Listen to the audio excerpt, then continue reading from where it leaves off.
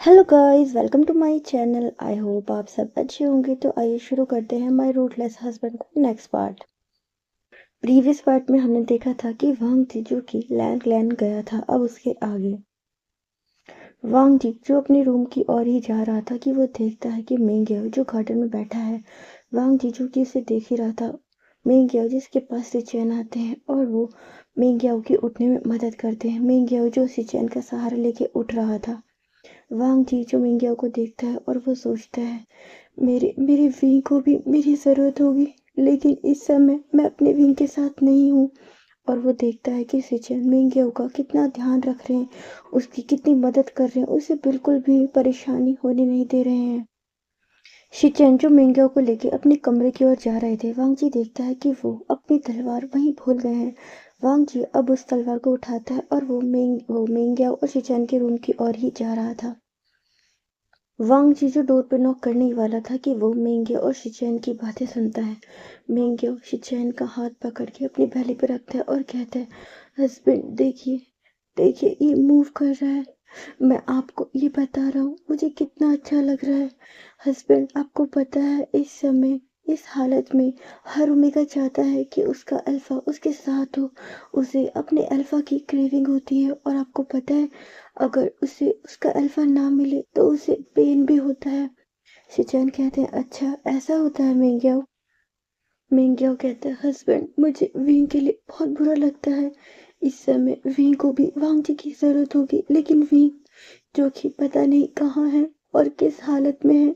क्या विंग अपना ध्यान रख रहा होगा? हस्बैंड बताइए ना, क्या विंग ठीक होगा? शिचैन जो चुप होते हैं क्योंकि उनके पास मेंग्याओ की बातों का कोई जवाब नहीं होता। वांग जी जो फिर उनके डोर पे नॉक नहीं करता, उस तलवार को उनके रूम के बाहर ही रख देता है और फिर वो अपने कमरे की ओर आता है। वांग जी जब अपने कमरे में आता है तो उसे विंग की बहुत याद आती है। उसे अपने कमरे में हर जगह विंग की ही जो तस्वीर थी उसके सामने छा रही थी कि विंग कभी सोफे पर बैठ के कुछ काम करता है, कभी यहाँ रहता है, कभी वहां रहता है। वो हर जगह विंग को ही महसूस कर रहा था। वांगजी सोचता है जिस ओमेगा को अपनी बाहों में संभालना था, आज उसके दर्द का एहसास दूर बैठकर महसूस कर रहा हूँ। उसकी कोख में मेरा ही एक हिस्सा पल रहा है। मैं रोज खुद से लड़ता हूँ, सोचता हूँ न जाने वो कैसा होगा, कहाँ होगा, क्या उसने खाना खाया होगा, क्या वो ठीक से सोया होगा। मेरा हर पल बस वीन की फिक्र में ही कट रहा है। मैं ही जानता हूँ कि ये समय मुझ पे कैसे बीत रहा है। दिलों के बीच चाहे कितने भी फासले आ गए हों, पर एक होने वाले बच्चे की धड़कन ने दोनों को एक अनकहे रिश्ते में जोड़ रखा है। हर रात एक ही दुआ करता हूँ, भगवान मेरी वाइफ को और मेरे होने वाले बच्चे को अपनी हिफाजत में रखे। मैं ही था वो जो उसके आंसुओं का कारण बना, और आज वो जब मेरे बिना अपने दर्द के साथ लड़ रहा है तो मैं सिर्फ यहाँ पर अपनी मजबूरी को कोस रहा हूँ।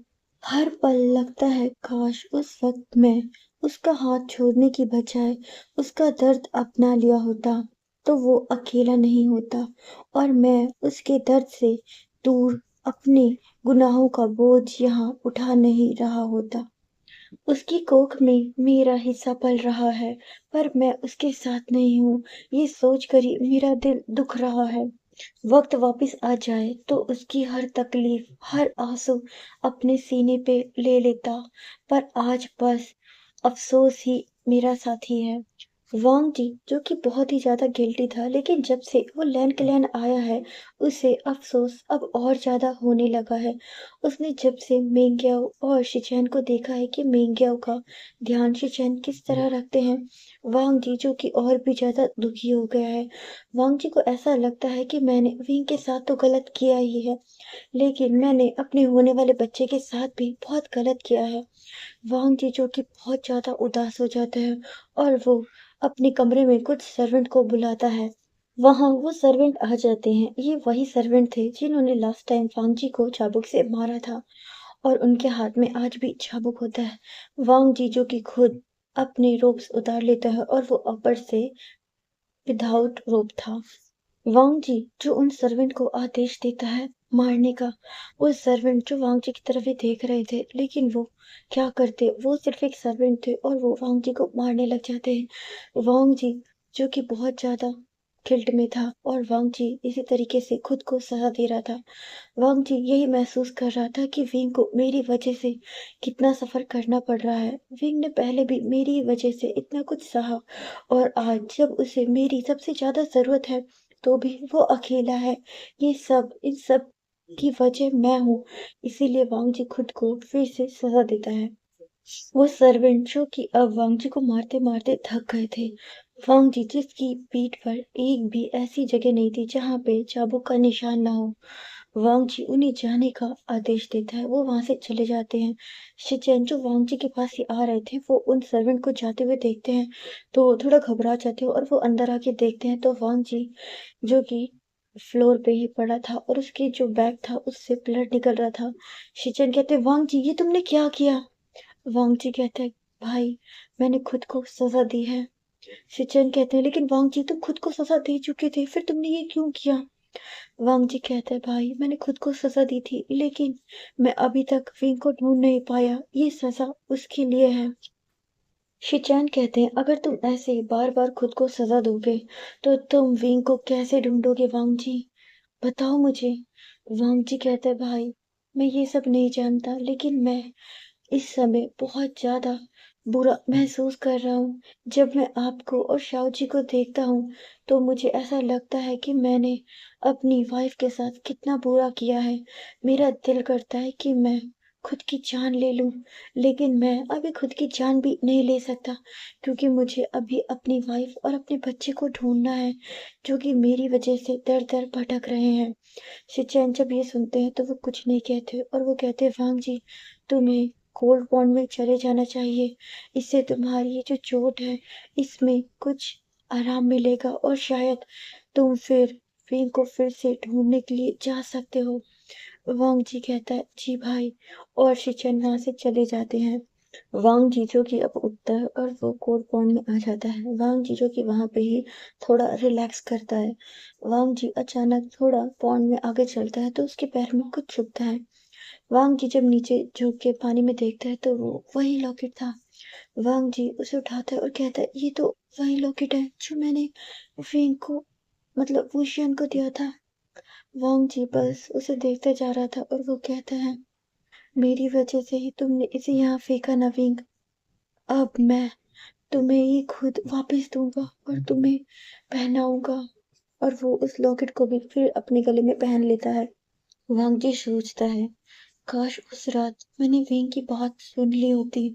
उसने मुझसे कितनी बार कहा था कि एक बार इस लॉकेट को देख लीजिए, इस बॉक्स को देख लीजिए, ये लेटर पढ़ लीजिए, लेकिन मैंने अपनी ईगो में आकर विंग की एक न सुनी। काश मैंने वो पत्र पढ़ लिया होता। वांग जिजू की अब उस तालाब से निकल जाता है और फिर वो रेडी होता है और वो फिर से उसी यन में चला जाता है जहां से वो बाजार लगता था। सीन शिफ्ट करके हमें विंग का दिखाया जाता है। विंग जो कि अपनी गुफा में बैठा था। विंग जिसका कुछ भी करने का मन नहीं कर रहा था, यहाँ तक कि विंग का कुछ खाने का भी मन नहीं कर रहा था। विंग जब से इस बार बाजार से आया था, विंग को कुछ भी अच्छा नहीं लग रहा था। वो चुपचाप बिल्कुल बैठा हुआ था और वो बस जंगल को ही देख रहा था। विंग जो कि वांगजी के बारे में ही सोच रहा था। विंग जो कि ऐसे बैठा ही हुआ था कि अचानक उसकी बैली में कुछ मूव होता है। विंग अपने हाथों को अपनी बैली पर रख देता है और विंग ऐसा फील करता है कि बेबी जो कि उसकी बैली में ही मूव कर रहा था। विंग जो कि बहुत खुश होता है और वो सोचता है, काश हस्बैंड इस समय मेरे पास होते तो मैं उन्हें बताता, उन्हें भी ये फीलिंग महसूस करवाता। मैं एक नए जीवन को जन्म देने वाला हूँ, पर जिसने मेरा हाथ थामा था वो तो किसी और के साथ चला गया। दिल के कोने में अब भी एक उम्मीद थी कि शायद वो लौट आए, पर हकीकत इतनी कठोर थी कि आंसू के साथ निभाना सीख लिया। जो कभी सपनों में साथ चलने का वादा करता था, आज किसी और के सपनों का हमसफर बन गया है। विंग कहता है, मुझे हस्बैंड के बारे में सोचना नहीं चाहिए, पर मैं क्या करूँ? मैंने जब से उन्हें देखा है, तो मैं खुद को रोक नहीं पा रहा हूँ। मेरा दिल कर रहा है कि मैं बार-बार उन्हें देखूँ, उनके पास जाऊँ, उनके गले लगूँ, पर मैं अब ये नहीं कर सकता, क्योंकि शायद वो अब किसी और के हस्बैंड हैं। मेरा दिल इस चीज़ को मान नहीं रहा। क्या वो सच में अब किसी और के हस्बैंड हैं? विंग कहता है, जानता हूँ, अब मैं उन्हें पा नहीं सकता, लेकिन मैं उन्हें देख तो सकता हूँ ना। विंग जो कि फैसला करता है कि अब वो फिर से बाजार जाएगा, चाहे वो वांगजी से कुछ कहेगा नहीं, उसके सामने नहीं आएगा, लेकिन वो बस वांगजी को देखेगा, क्योंकि देखने का अधिकार तो है ना उसे।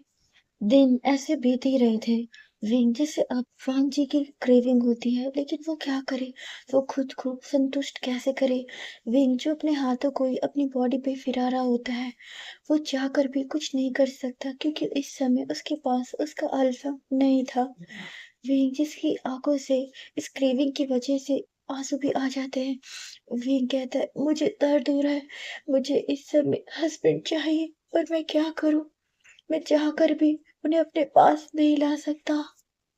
विंग जो ऐसे ही रफली अपने हाथों से अपनी बॉडी पे रब कर रहा था, उससे ये क्रेविंग बर्दाश्त नहीं हो रही थी, और विंग जो कि बहुत ज्यादा पेन में था।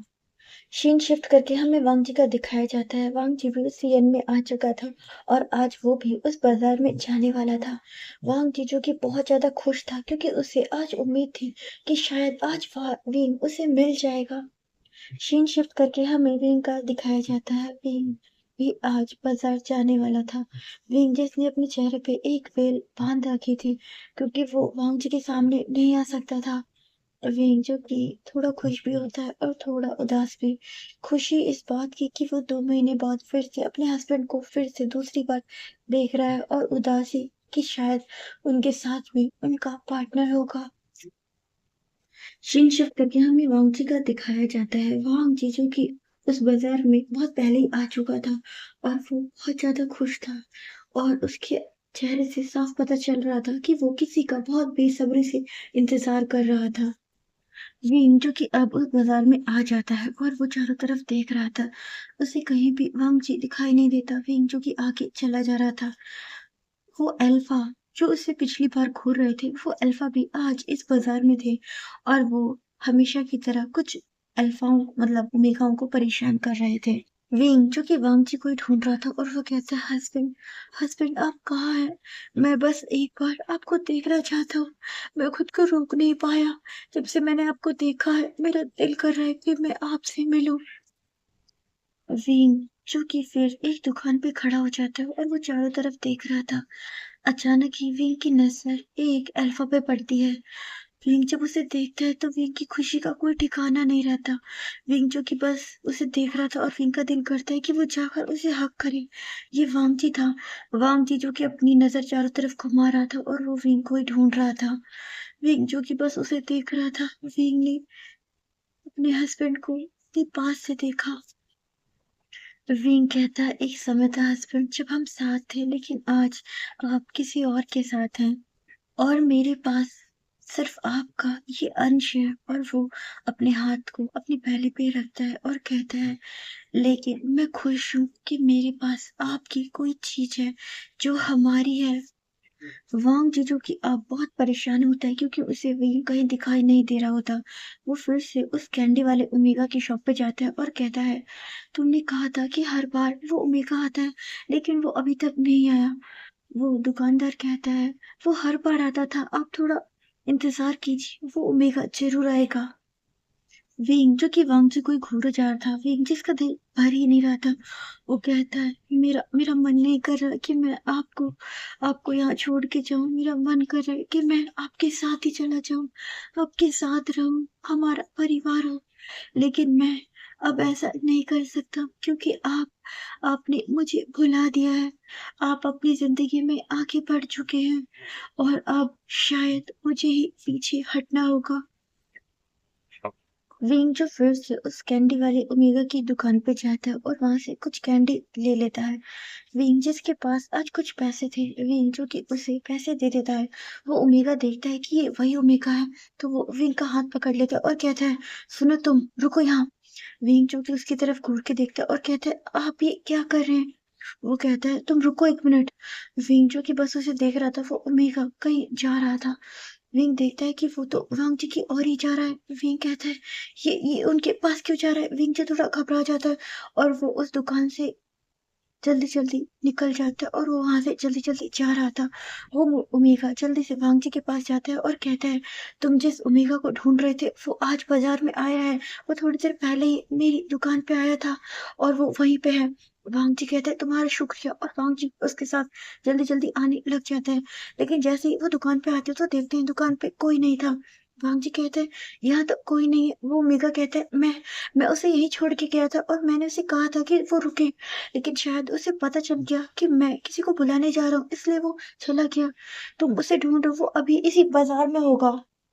रीम जो कि जल्दी-जल्दी उस बाजार से जा रहा था, रीम देखता है कि वो जो अल्फा थे 2, जो हर बार ओमेगाओं को परेशान करते थे, वो रीम को देख रहे थे।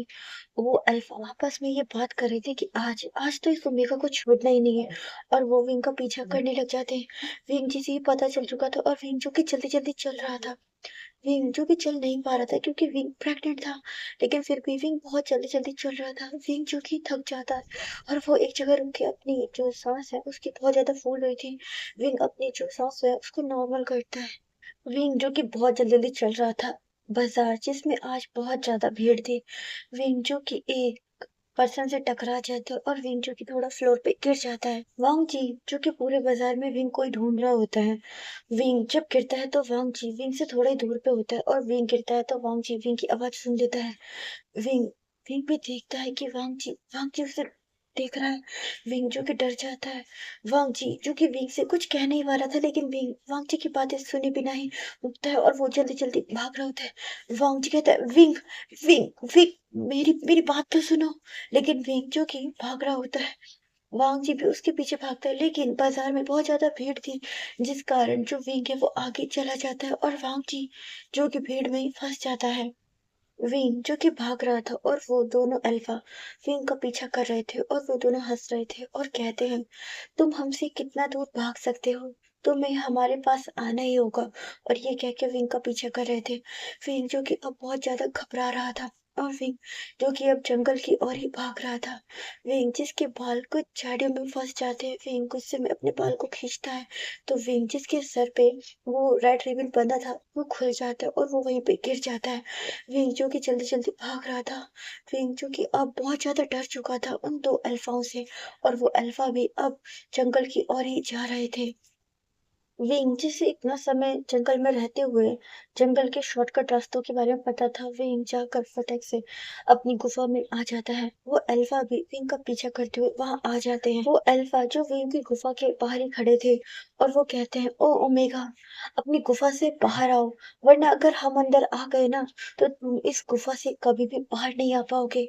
विंग जो कि बहुत डर रहा था। विंग कहते, मैं क्या करूं? ये दोनों तो यहाँ भी आ गए, अब मैं कैसे बचूं? ये 2 हैं और मैं अकेला, मैं क्या करूँ? मुझे कुछ समझ नहीं आ रहा। वो अल्फा कहते हैं, क्या तुम्हें हमारी बात सुनाई नहीं दे रही?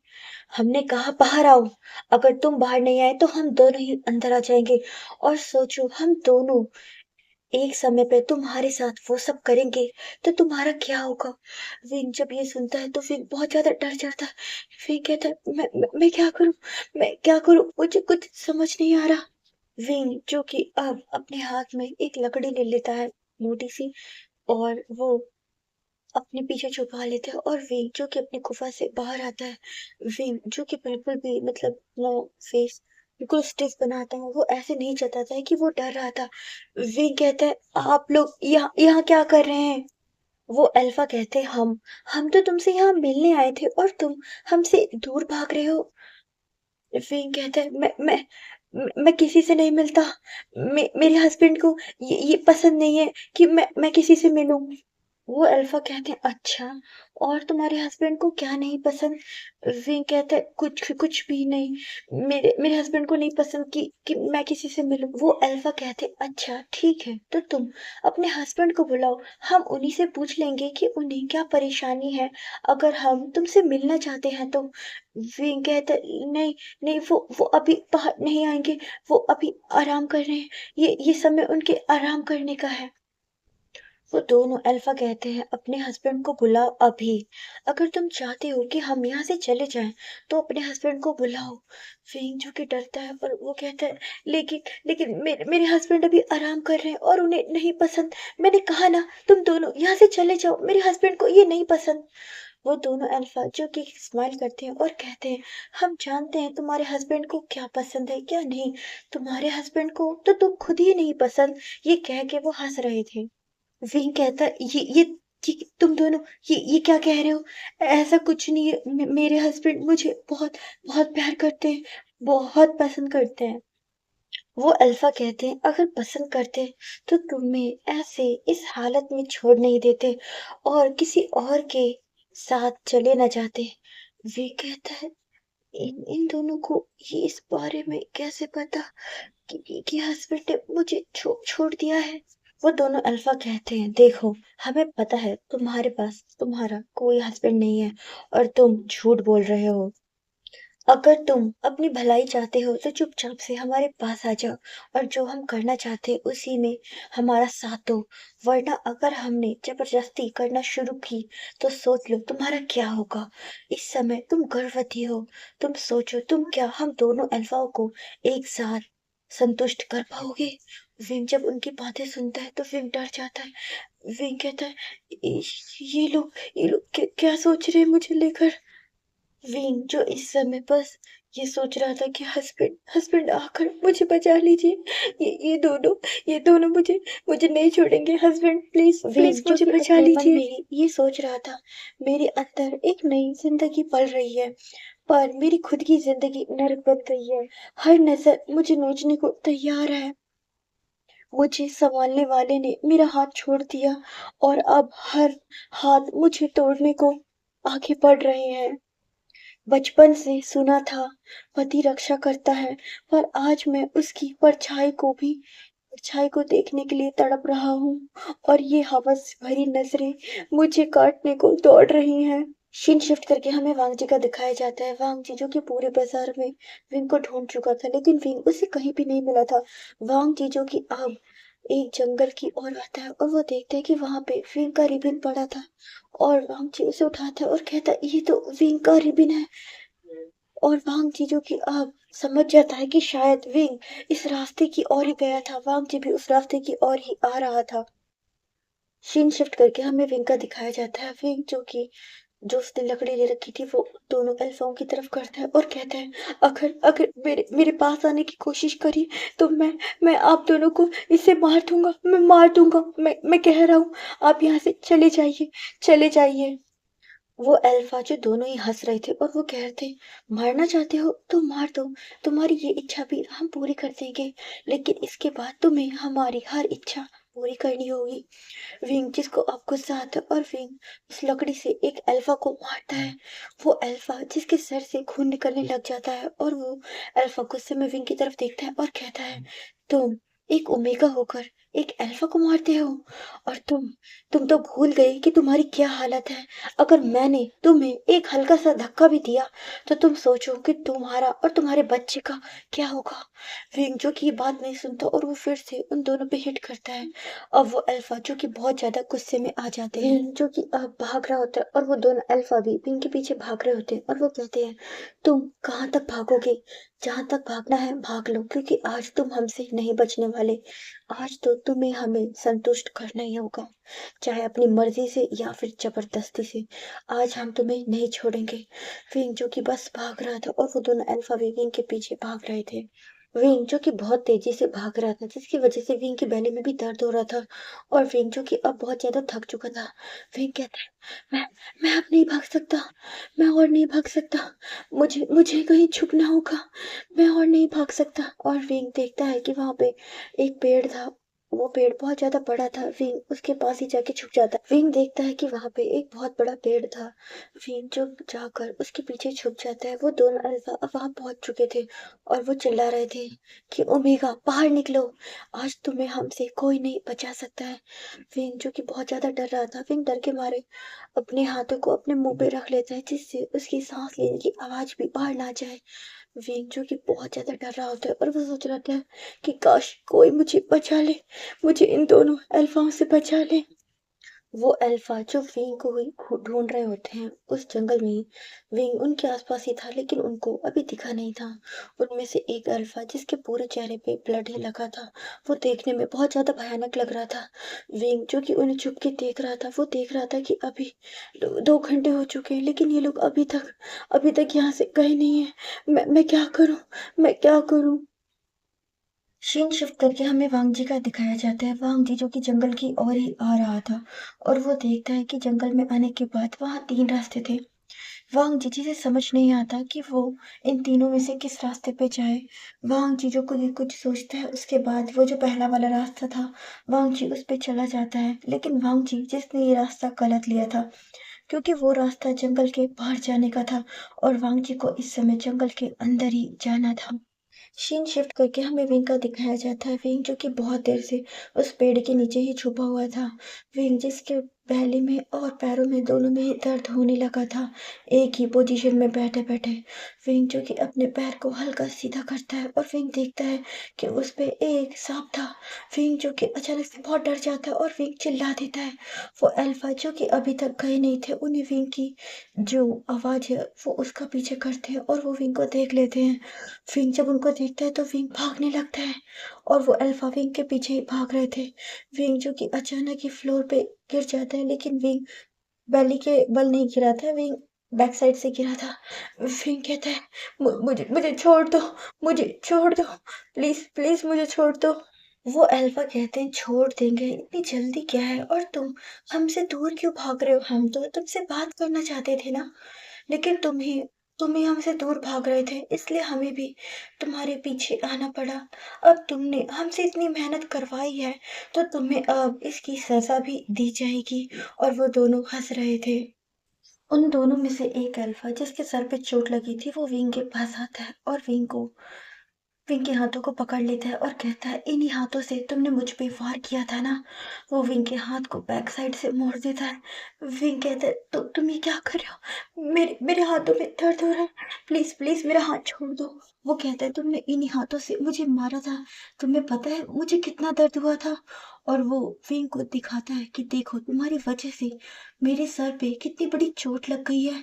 और वो विंग का हाथ गुस्से में मोड़ रहा होता है। अब वो दूसरा अल्फा भी विंग के पास और वो कहता है इसकी सजा तो तुम्हें मिलेगी, और वो विंग के जो रोप्स है उसे ओपन करना शुरू कर देता है। विंग जो कि डर जाता है और विंग कहता है प्लीज ऐसा ऐसा मत करो, ऐसा मत करो।